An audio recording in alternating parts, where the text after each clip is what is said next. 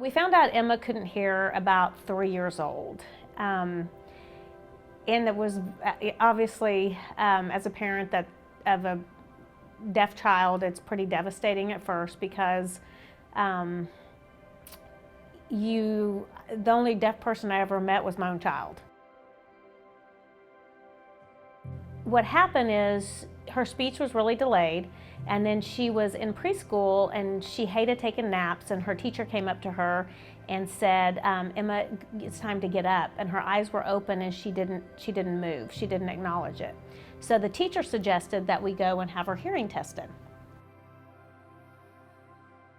Then it was just like a whirlwind of just like, you have to do this, and we have to, she needs this MRI, and you know, the kidneys form at this time with the ears, and there was just so much information coming at you. And it's the only time in my life I can honestly say it was like I was above myself watching this happen. It was like an out-of-body experience.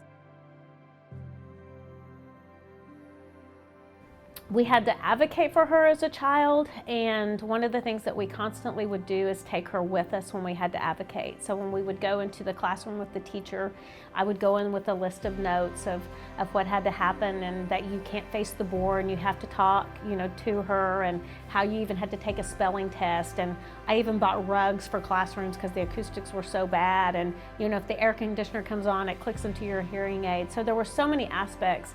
But she didn't want to go as a little kid to this, and was like, why are you taking me? But it was very much, one day you're going to have to do this without us.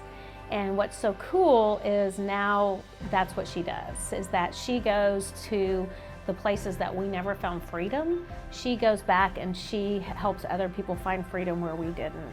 And Aid the Silent has been such a cool experience for both of us, because I get the aspect of the mama. And so frequently, it's such a cool experience because the moms are coming in with little children and they don't know what their life's going to look like.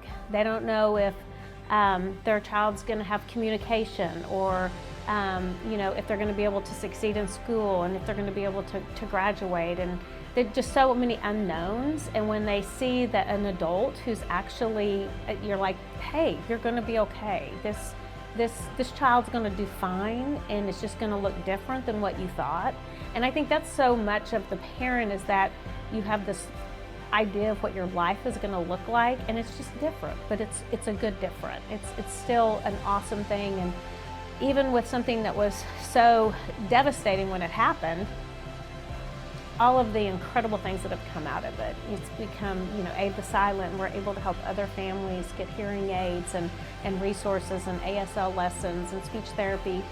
And Deaf Young Life has come out of it. So there's been so much good that's come out of our story that was broken, has been able to redeem so many other people's stories.